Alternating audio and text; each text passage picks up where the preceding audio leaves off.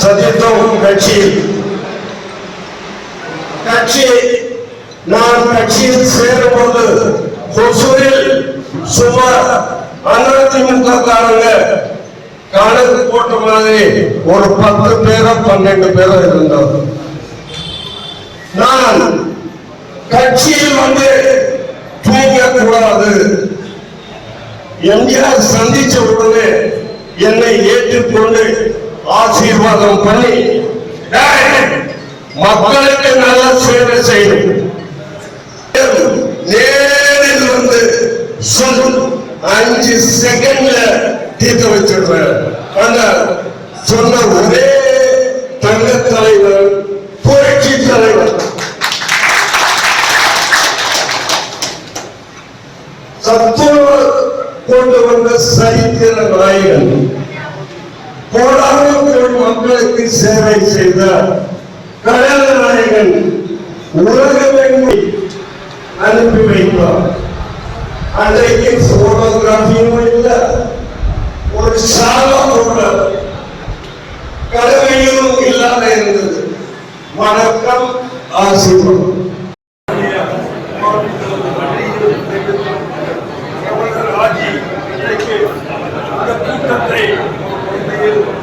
அவருடைய பகுதியில் சிறப்பாக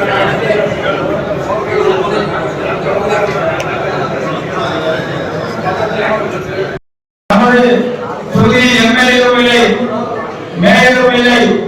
வருகின்ற 26-இல் நாம் எம்எல்ஏ பதவியை தக்க வைக்கிறோம் என்றால் அது மீண்டும் ஒரு முறை நமக்கு மாவட்ட கவுன்சிலரும் கார்பரேட்டரும் தலைவர் பதவிகளும் துணைத் தலைவர் பதவிகளும் அத்தனை பதவிகளும் காப்பாற்ற முடியும். அந்த பதவியை காப்பாற்றிக் கொள்ள வேண்டும் என்றால் வருகின்ற 26-இல் மீண்டும் அதிமுக அமையும். அமைவதற்கான வாய்ப்புகளையும் நமது பகுதியில் நாம் ஏற்படுத்திக் கொள்ள வேண்டும். ஏற்படுத்திக் கொள்ள வேண்டும் என்றால் இந்த தமிழ்நாட்டில் அதிமுகவின் ஓட்டுகள் வசூல் அதிகமாக இருக்கிறது நாம் தெரிந்து கொள்ள வேண்டும். அந்த பெருமை பெற்றதுதான் மீண்டும் நாம் திமுக அவர்களுக்கு எதிராக போட்டி போட்டு நாம் எந்த சாதனையும் செய்ய வேண்டும் என்று உங்களை தெரிவித்துக் கொள்கின்றேன்.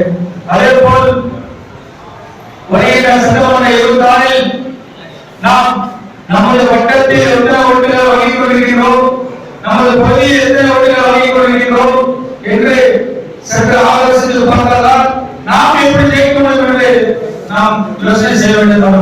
இதுபோல் எத்தனையோ ஆர்ப்பாட்டங்கள் இருந்தாலும் சரி, கட்சியினுடைய எந்த பொறுப்பு நமக்கு கொடுத்தாலும் அதை செம்மையாக செய்ய வேண்டும் என்று உங்களிடம் தெரிவித்துக் கொள்கின்றேன். எனக்கு வாய்ப்புகளுக்கு அனைவருக்கும் நன்றி விடைபெறுகிறேன். நன்றி.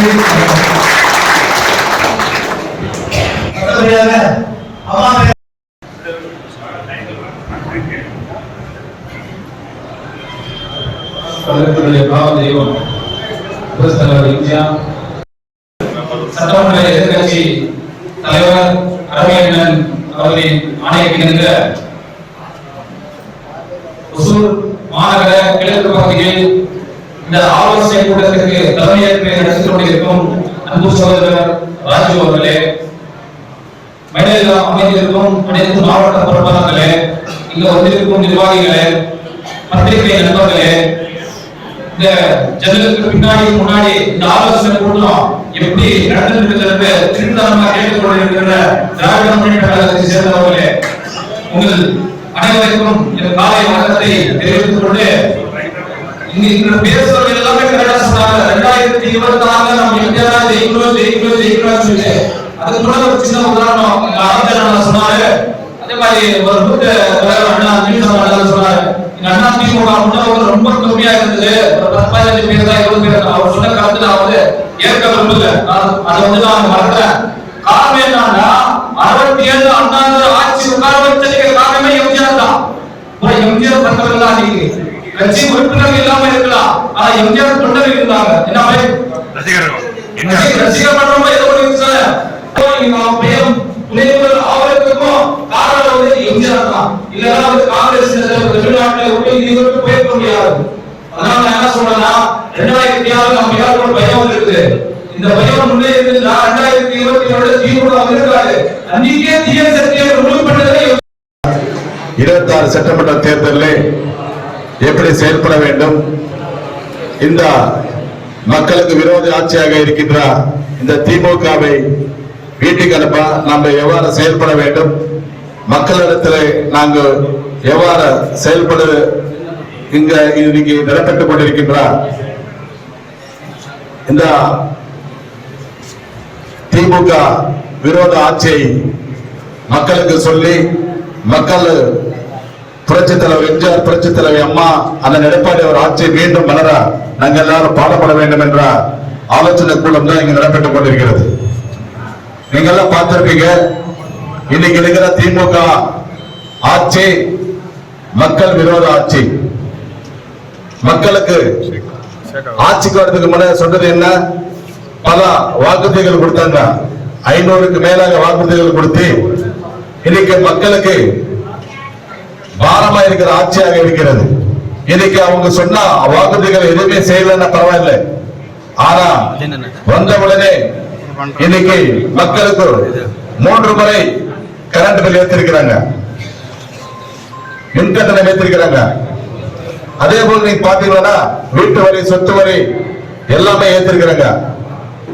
முன்னே காலத்துல சொல்லுவாங்க, மக்களுக்கு வரி அதிகமா விதித்தா மக்களுக்கு அது பாரமா இருந்தால் அது கொலைகாரருக்கு சமானமா இருக்கான்னு சொன்னேன். ஒரு கொலைகாரருக்கு சமானமான ஒரு ஆட்சி இன்னைக்கு நம்ம தமிழகத்தில் நடைபெற்றுக் கொண்டிருக்கிறது. இன்னைக்கு எங்க பாரு கொலை, கொள்ளை, கஞ்சா, போதைப் பொருட்கள் எங்க பாரு கருத்து விட்டு கொண்டிருக்கிறாங்க. இன்னைக்கு வந்தவுடனே இளைஞர்களுக்கு வேலை வாய்ப்பை ஏற்படுத்தி கொடுக்கிறான்னு சொன்னாங்க. அந்த மாதிரி ஒரு வேலை வாய்ப்பை இந்த ஆட்சியில் செய்திருந்தால் இன்னைக்கு கஞ்சா பொருட்கள் விற்கிறது, அதே மாதிரி கொலை, கொள்ளை, வெளிப்படையில் இந்த மாதிரி எல்லாம் நடந்திருக்காது. இன்னைக்கு இதெல்லாம் நடைபெற்றுக் கொண்டிருக்கிறதா இந்த ஆட்சி தொங்கிக் கொண்டிருக்கிறது. இன்னைக்கு இந்த மாவட்டத்தில் நீங்க பாத்தீங்கன்னா எவ்வளவு தொழிற்சாலைகள் புரட்சித் தமிழர் எடப்பாடி ஆட்சி காலத்தில் டாடா எலக்ட்ரானிக்ஸ் வந்தது. இன்னைக்கு 15-20 பேர் வேலை வாய்ப்பு கிடைச்சிருக்கிறது. அதே டெல்டா எலக்ட்ரானிக்ஸ் வந்திருக்குது, அதுல 5-6 பேருக்கு மேல வேலை வாய்ப்பு கிடைச்சிருக்கிறது. அது ஷூ கம்பெனி வந்துச்சு போச்சம்பள்ளில, அதுல ஒரு 10-6 பேர் வேலை செய்யறாங்க. இப்படி பல தொழிற்சாலைகள் நம்முடைய ஆட்சி காலத்துலதான் வந்தது. இன்னைக்கு இந்த கிருஷ்ணகிரி மாவட்டம் என்பது வந்தது நம்முடைய ஆட்சி காலத்துலதான். இன்னைக்கு 10 காலேஜ் இருக்குது இந்த மாவட்டத்துல. அந்த 10 காலேஜ் 9 காலேஜ் நம்முடைய புரட்சி தலைவர் எம்ஜிஆர், புரட்சி தலைவர் அம்மா அந்த எடப்பாடி ஆட்சி காலத்துல வந்துட்டார். இன்னைக்கு ஒரு கல்லூரி, மெடிக்கல் கலை, இன்னைக்கு மருத்துவ கல்லூரி வந்திருக்கிறதா அது புரட்சி தலைவர் எடப்பாடி ஆட்சி காலத்துலதான். இப்படி ஒன்னொன்னே சாதனை சொல்லிக்கொண்டே போலாம். இன்னைக்கு சொன்னாங்க நம்முடைய இளஞ்சூரன் நம்முடைய சொன்னாங்க, இன்னைக்கு இந்த ஓசூர்ல பல வளர்ச்சி பணிகள் செய்திருக்கிறாரா அதுக்கு வித்திட்டவர் நம்முடைய புரட்சி தமிழர் எடப்பாடியார். அவர் ஆட்சி காலத்துல அவர் அவ்வளவு நம்மளுக்கு சப்போர்ட் பண்ணதுனாலதான் நம்மளுடைய அவ்வளவு வேலைகள் செய்ய முடிஞ்சது. இன்னைக்கு நம்மளுடைய 2016 ஓசூர் மக்கள் நம்மளுக்கு 24,000 ஓட்டு வித்தியாசத்தில் வாக்களித்து நம்மளுக்கு அம்மாவுடைய ஆட்சியில நம்மளுக்கு எம்எல்ஏ நம்மளை அனுப்புனாங்க. புரட்சி தலைவர் அம்மா கேட்டாங்க, இந்த ஒசூர் தொகுதி நாம இன்டர்வியூ போயிருக்குது, இந்த ஒசூர் தொகுதி ஜெயிக்கிறது இல்லையே, ரொம்ப நாளா அது தேசிய கட்சிகள் தானே ஜெயிக்கிறதுக்கு வாய்ப்பு இருக்கிறாரு கேட்டாங்க. நான் சொன்னேன், அம்மா கண்டிப்பாக 2011 ஜெயிச்சிருக்கோம். அன்னைக்கு நம்ம சீட்டு நம்ம அலையன்ஸ் கொடுத்துட்டீங்க. 2016 சொன்ன இந்த மாவட்டத்துல அதிகமான வாக்கு நம்மளுடைய ஒசூர்ல தான் கிடைக்கலாமான்னு சொன்னாங்க. அம்மா சிரிச்சுட்டாங்க. அம்மா சிரிச்சுட்டு சொன்னாங்க, ஏதோ சொல்றாரு தம்பி, அது என்ன எல்லா தொகுதியும் நம்ம கொடுத்தாங்க, அம்மா நம்மளுக்கு அது வாய்ப்பு கொடுத்தாங்க, சரி போன்னு சொன்னாங்க. ஆனா அம்மா ஒரு 8 நாளுக்கு முன்னே நம்ம டிவில ஓடுது, ஓசூர் வந்து பின்தங்கி இருக்குது, 1% 2% பின்தங்கி தான் இருக்குது, ஜெயிக்காதன்னு சொல்லிட்டு. அப்புறமா அம்மா சொன்னாங்க, பூங்கோட்டம் கூப்பிட்டு சொல்லி பூங்கோட்டம் என்ன கூப்பிட்டு சொன்னாங்க, எப்பா நீ இந்த மாதிரி அம்மா கிட்ட ஓசூர் அதிகமா மாவட்டத்துல அதிகமான்னு சொன்ன பையா சொல்லிட்டு போயிருக்கிற, அம்மா உனக்கு ஒரு வார்த்தை சொல்லு சொன்னாரு. இல்ல ஜெயிக்கிறேன்னாரு. ஆனா அதே மாதிரி நம்மள ஒசூர் மக்கள் நல்ல ஒரு வாய்ப்பு, நான் என்ன அம்மா சொன்னானோ அதே மாதிரி ஒரு வாய்ப்பை ஒசூர் மக்கள் கொடுத்தாங்க. அம்மா நம்மளுக்கு கால்நடைத்துறை அமைச்சர் அனௌன்ஸ் பண்ணாங்க. அப்புறமா ஓடுது தமிழ் எழுத படிக்காத மந்திரியில ஓடுது. உண்மையிலே எனக்கு தமிழ் எழுத படிக்க தெரியல அப்போ, ஆனா ஏதோ தமிழ் பேசிட்டு இருந்தா அம்மா சொன்னாங்க நான் இருக்கிற பாத்துக்கிற போனாங்க.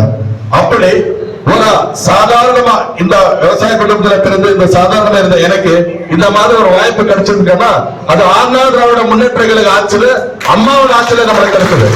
அதே மாதிரி அவரோட பயணிக்கும் போது அம்மா மறைக்கு பிறகு அந்த எடப்பாடி அவர் கூட அப்படிதான், அவர் கூட நம்மளுக்கு அதே மாதிரி வாய்ப்பு கொடுத்தாங்க. இன்னைக்கு ஓசூர்ல இல்ல, இந்த மாவட்டத்திலே பல வளர்ச்சி பணிகள் நடைபெற்றதுக்கு காரணமும் அந்த எடப்பாடி ஆட்சி காலத்துல அந்த எடப்பாடி அவர் கொடுத்த ஒரு நல்ல ஒரு இதுலதான் நம்ம அவனை வேலை செஞ்சார். அதனால இன்னைக்கு நம்ம புரட்சி தமிழர் எடப்பாடி அவர் மீண்டும் முதலமைச்சர் 2026 ஆவார். கண்டிப்பாக அந்த வாய்ப்பை நாம் பயன்படுத்தி, நீங்க இன்னைக்கு பார்த்திருப்பீங்க எவ்வளவு மந்திரிகள் மாத்திட்டு இருக்காங்க. இந்த மாவட்டத்துக்கு ஒரு மந்திரி கிடைக்கிறதுக்கு வாய்ப்பே இல்லை. இந்த மாவட்டம் நல்ல டெவலப் வளர்ச்சி அடைந்த ஒரு வாய்ப்பே இல்லை. ஆனா எங்கோ இருந்தா எனக்கு ஒரு வாய்ப்பு கொடுத்த இந்த ஒசூர் வளர்ச்சிக்கு ஒரு வாய்ப்பை ஏற்படுத்தி கொடுத்த இந்த அதிமுகவை மீண்டும் இந்த ஒசூர்ல நாங்க எல்லாம் இது பண்ண வேண்டும். அதுக்கெல்லாம் நீங்க எல்லாம் பாடுபட வேண்டும். அதுக்கு நாம் என்ன செய்ய வேண்டும்? அனைவரும் இன்னைக்கு நம்மளுடைய பகுதி கழக செயலாளர், கிழக்கு பகுதி கழக செயலாளர், பாசத்துக்குரிய சோதரர் மாற்றமிக நம்முடைய பகுதி செயலாளர் ராஜா அவர்கள் இந்த கூட்டத்தை நான் சொன்ன இன்னும் 8-10 நாள்ல இந்த கூட்டத்தை ஏற்பாடு செய்திருக்கலாம். ஆனா அவர் இமிடியேட்டா 3 நாள்ல இந்த கூட்டத்தை ஏற்பாடு செய்து இன்னைக்கு ஒரு கூட்டத்தை இவ்வளவு பேர் கூப்பிட்டு வந்து நம்மளோட முன்னாடி நிக்க வச்சிருக்கிறாரு. அதுக்கு என்ன காரணம்னா அவ்வளவு பாஸ்டா இருக்கிறாரு. அவரு நம்மளுக்கு புதுசா தான் வந்தாங்க. ஆனா புதுசா வந்தாலும் அவரோட இது ஸ்பீடு பார்த்தா நம்மளுக்கு கண்டிப்பாக அவருடைய இது நம்மளுக்கு ரொம்ப சாதகமா நம்மளுக்கு இந்த ஓசூர்ல நல்ல ஒரு வாய்ப்பு இருக்குது. அந்த வாய்ப்பை இங்க இருக்கிற எல்லாரும் பயன்படுத்திக்க வேண்டும். அவரை ஃபாலோ பண்ண வேண்டும். நம்மளுக்கு கட்சிக்காரங்க எல்லாம் ஃபாலோ பண்ண. ஏன்னா கட்சி என்பது நம்ம அறுபத்தி சொன்னாலும் அவரை பத்தி இப்படி ஒரே வாட்டி ஒரே மாதிரி இவ்வளவு பேரு கூப்பிட்டு அதுல ஒரு இது இருக்க வேண்டும். அந்த இது நம்ம ராஜு கிட்ட இருக்குது. அந்த ராஜு நம்மளுக்கு கண்டிப்பாக இந்த பகுதியில அனைவரும் அரவணைத்து நல்லா ஒரு வேலை செய்ய வர நல்ல ஒரு நாயகர் நம்மளுக்கு இங்க கிடைச்சிருக்காரு. கண்டிப்பா அவர்களை இது பண்ண வேண்டும். இந்த கூட்டத்தை சிறப்பாக ஏற்பாடு செய்யறதுக்கு உறுதுணையாக இருந்த இந்த அவைத்தலைவர் நடராஜ் அவர்களுக்கும், துணை செயலாளர் நவீன் அவர்களுக்கும், மற்றும் பொருளாளர் ஜெகன் அவர்களுக்கும், இணை செயலாளர் வசந்த் அவர்களுக்கும், மாவட்ட பிரதிநிதி பாரதி அவர்களுக்கும், மற்றும் மேல்மை பிரதிநிதி அச்சி அவர்களுக்கும், மற்றும் இந்த கூட்டத்தில் கலந்து கொண்டிருந்தார் நம்முடைய வட்டக்கழக செயலாளர்களான மோகன் அவர்களுக்கும்,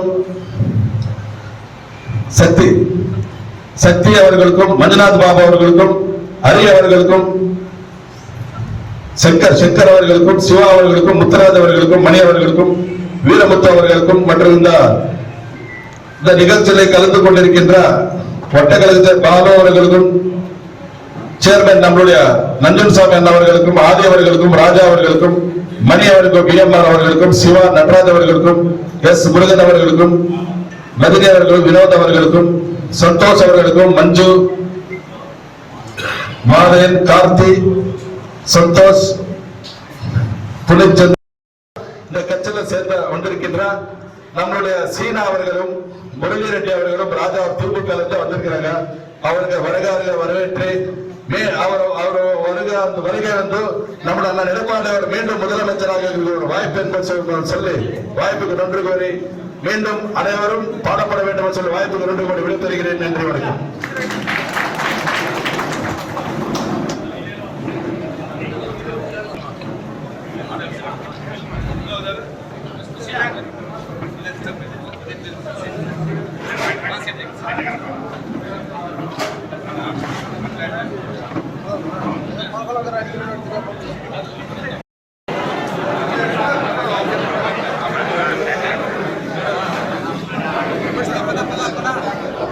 முதல்வர் பதவி கொடுத்துருக்காங்க. அதே மாதிரி அமைச்சரவையில் மாற்றம் பண்ணியிருக்காங்க. ஒரு 3 அமைச்சரை நீக்கம் பண்ணியிருக்காங்க. புதிய அமைச்சரவைகள்லாம் சேர்த்துருக்காங்க. இது எப்படி பார்க்குறீங்க?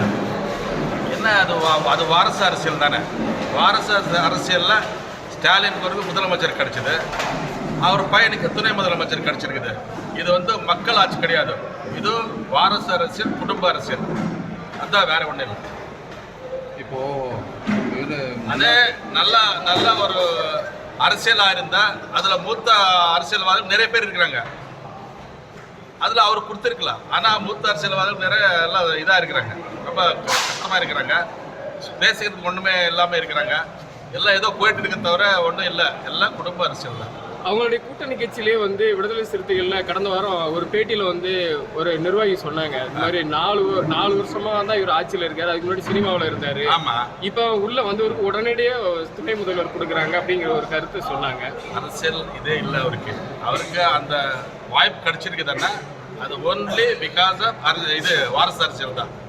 அதுல நோ டவுட். அது மக்களுக்காகவோ கட்சிக்காகவோ இந்த நாட்டுக்காகவோ போராட்டது ஒன்றும் கிடையாது அவங்க. அந்த மாதிரி பார்க்கும்போது நம்ம மாவட்டத்தில் எவ்வளோ எம்எல்ஏஸ் எல்லாம் இருக்கிறாங்க, இந்த மாவட்டத்தில் மந்திரியே இல்லையே.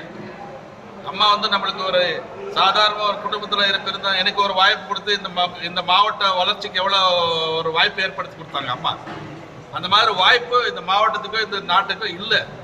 அது அவர் குடும்பத்துக்காக தான் இருக்குது என்பதை சொல்லி முடியும். சமீபத்தில் வெளிவந்த இப்போ அமைச்சர் வந்து இப்போ ஜெயிலுக்கு போயிட்டு வந்திருக்காரு, அவருக்கு திருப்பி பதவி கொடுக்குறேன்ட்டு அதே அமைச்சரவை அவர் வந்து கடலூர்ல பேசாத பேச்சு இல்லை. யாரு இன்னைக்கு இருக்கிற முதலமைச்சர் ஸ்டாலின் அவர்கள் அவரை பத்தி பேசாதது இல்லை, அவரை பத்தி குற்றம் சாட்டாதது இல்லை. இன்னைக்கு அவர் குடும்பம்ல ஒரு நண்பராக இருக்கிறார். இன்னைக்கு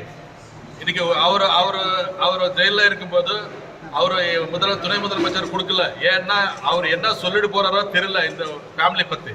ஏதோ இன்னைக்கு பெயிலில் வந்துட்டாங்க, இப்போ திரும்ப அவருக்கு நல்ல ஒரு வாய்ப்பு கிடைச்சிருக்குது, திரும்ப என்ன ஆகுதோ தெரியல.